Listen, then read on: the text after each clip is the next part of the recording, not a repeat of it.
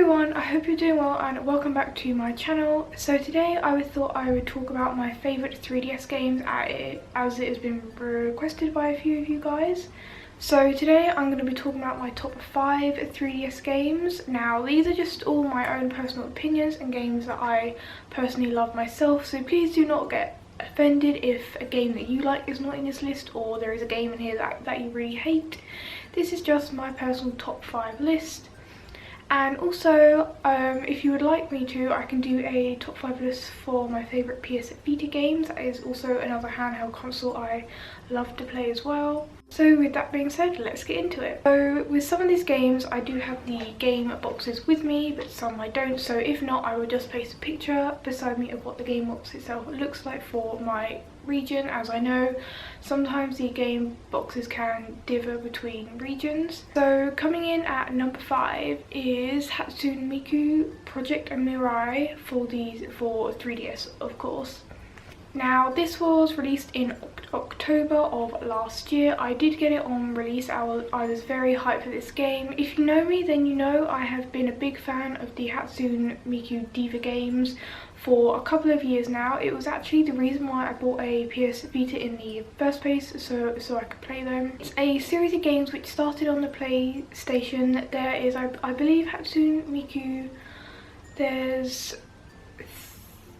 there's 3 other ones, please correct me if I'm wrong, on the PS Vita, PlayStation 3, and one just came out on the PS4 as well last month.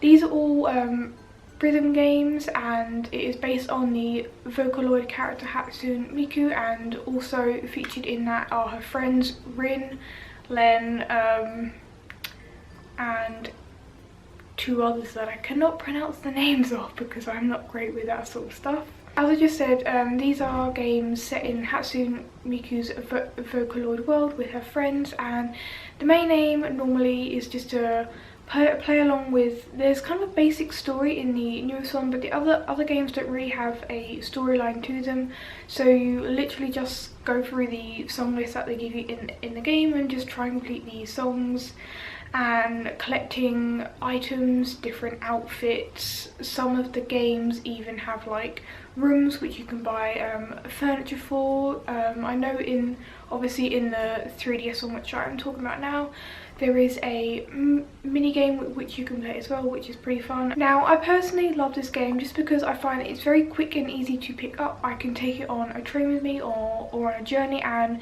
it's one of those games that I can play for like half an hour or however long I wish, and I can just save and turn it off. And it's just handy to have a game like that, because there are some games where you have to play for like half an hour before you can actually save, which is kind of annoying. But this game is a fun game that you can play easily on the go, or maybe not so if you're on a very bumpy car ride, as it's pretty hard to play a rhythm game if you're not like kind of stable.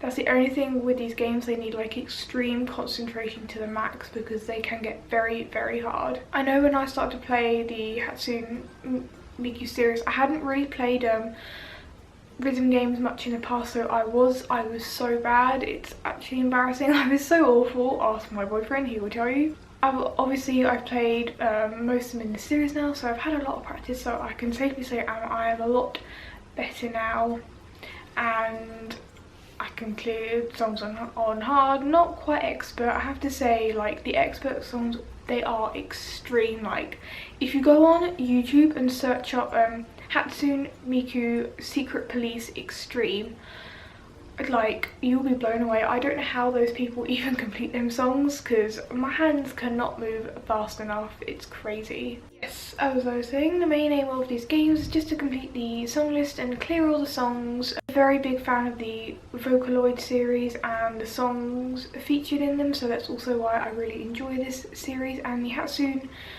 Miku Project Mirai game on the 3DS is kind of like, it's done in a chibi style, so it's different from the PlayStation one, so it's a very cute style if you don't know what chibi is, so it's absolutely adorable. I really love this game, and I think I'm probably going to play this once I've done filming actually. Coming in at number 4 is New Style Boutique 2, of course for the 3DS.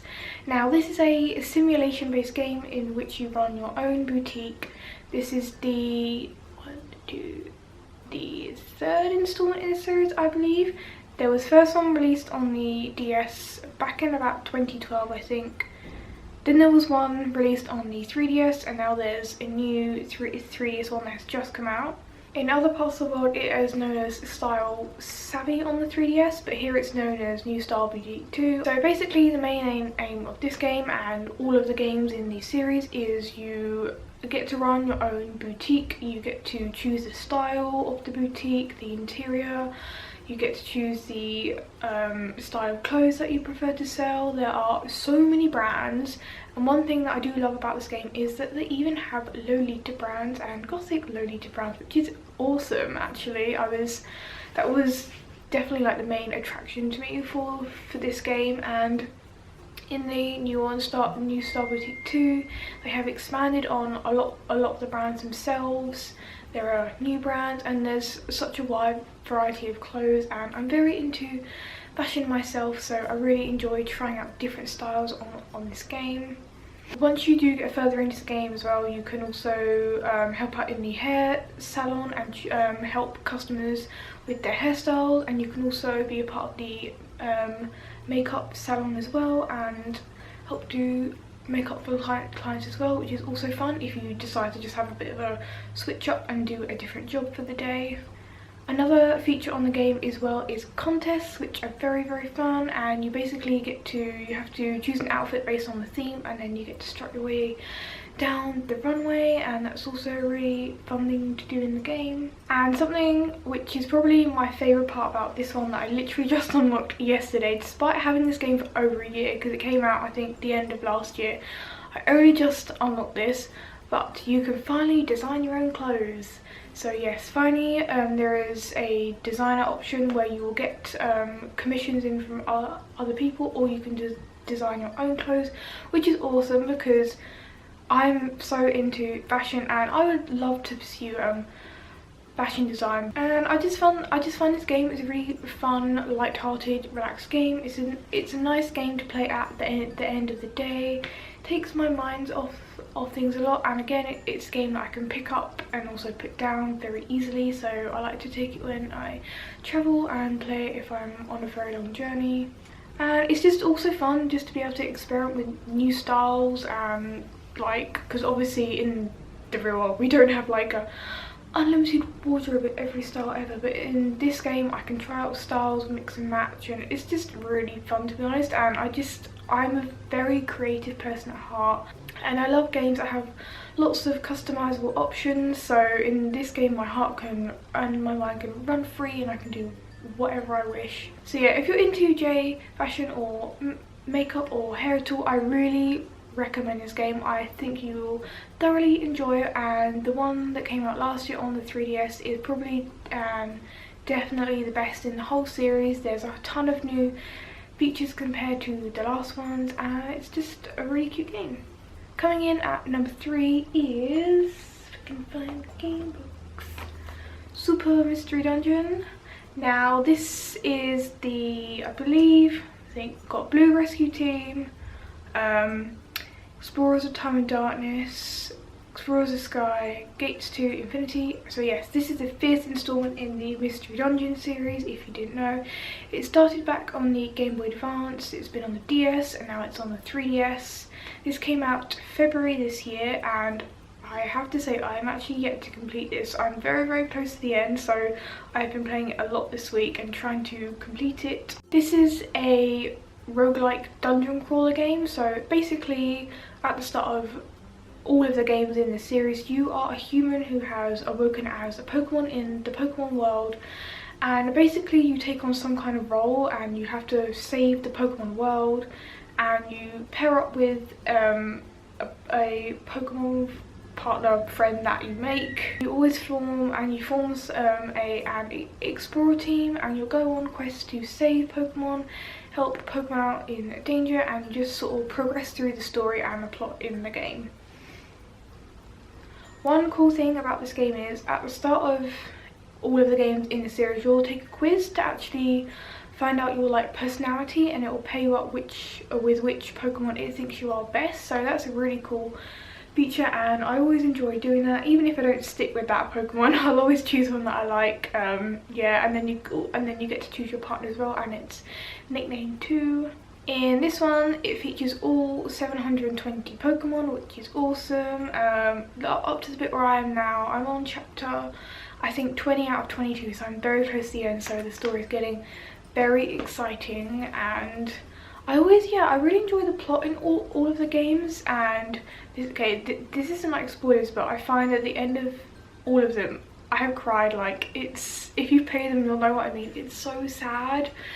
And I always find myself tearing up, which isn't a bad thing. It's good if a game really pulls on your heartstrings and makes you feel emotions like that, which is also what I like. The main element in this game is, of course, the you playing in dungeons, and every time you go into a dungeon, it spawns into a completely new dungeon. And normally, whenever you're completing a quest or something, you'll have to go for about 10 or so floors. But obviously, as you progress through the game, the dungeons and the Pokemon themselves that you find in there do increase in hardness, and I found in recent times I have definitely gotten stuck on dungeons, and sometimes a bit of grinding is involved, which is the only thing, because if you're not leveled high enough, then it is very hard to get through the dungeons themselves. But you also have items and abilities and team techs to help you through, which is also a cool thing. And also, if you do find yourself fainting or losing in a dungeon, then you can send out for help and ask a friend, if you have a friend nearby who has the game, to come and rescue you, which I have to say, I don't have anyone nearby who could ever save me, which is quite sad. And I really wish, and I hope if they do expand the series more, which I hope they do as Sun and Moon is coming out, that they implement a more online feature, because this is a very single player based game. But it would be nice if you could go online and be like, hey, someone help me, because there's just never anyone around who can help you, which is a bit sad. Yeah, I really enjoy this series. It's a very nice spin-off from the main Pokemon series, and again, if you're into the Pokemon series itself, I highly recommend you try out these games. And coming in at number 2 is Animal Crossing New Leaf. Now, this is the third installment in the Animal Crossing series. There was one on the GameCube, on the DS, which was Wildwood, and now we have New Leaf on the 3DS. This came out back in June of 2013, and I did get it on release. I was so hyped for this game. I was so crazily excited for it. Animal Crossing is one of the first games I played on my first DS, so this has a very special place in my heart. I've actually had the same town since I got it on release in 2013, which I feel like is quite an achievement. When you start this game, or any Animal Crossing game, you are, well, in this one particularly, you wind up somehow becoming the mayor of your own town, and you live in this town inhabited by different animals, and the mayor, Isabel, is a Shih Tzu dog, and your role is to help your town grow to you have to build these things called public works projects, which can be anything from a bench to a lighthouse, and you just have to sort of build up your own town. And it's such a free and relaxed game. That's partly why I love this series so much. I find I can really lose myself in this game. I can just go off and fish, I can go to the island and play with friends, I can go and create some furniture, there's endless possibilities in this game. That's why I like it so much. It's like the game never ends, and whenever I turn the game on, there's always something new to do. Also, it's a kind of like a real-time game. I'm sure there's like an actual term for that, but I don't know what it is. So it goes on with the seasons and real-time as well. So currently it's October, so on Halloween there'll be a Halloween event, and then Christmas, and it's so cool at Christmas because the whole town is snow everywhere and there's lights on the trees, and it's so cool. And then there's times where there are fireworks. They even celebrate like the harvest festival and Easter too, so there's always something new going on in your town. If you're trying to find a game which you can relax and wind down with at the end of the day, then I highly recommend Animal Crossing New Leaf. And finally, the number 1 spot, we can all tell which game this is going to be. It is Pokemon Omega Ruby and Alpha Omega Ruby and Alpha Sapphire. Gosh, I can never speak whenever I come to film. Oh my god. Yes, this was the latest RPG release in the Pokemon series for the 3DS, and it came out, I can't believe, 2 whole years ago now, but never fear, we will not have to wait long as the Sun and Moon are finally coming out next month. I'm so hyped.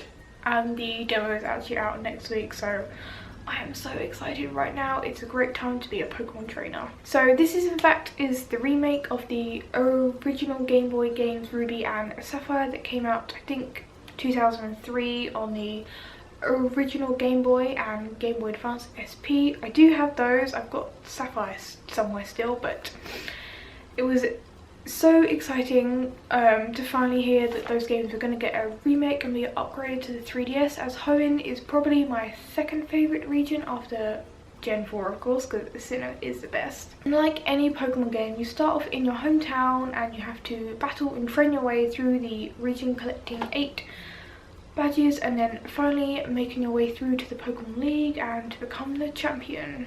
And of course, along the way there's a whole plot story, there's enemies that you have to face and rivals, so much drama, and Pokemon is just like my most favourite thing ever.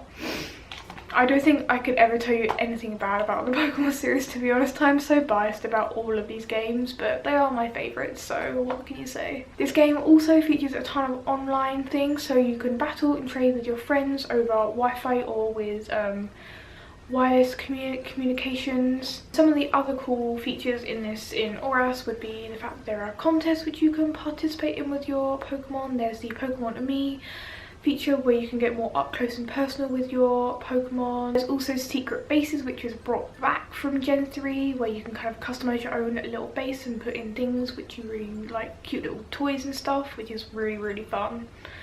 And the battery's about to run out. Damn.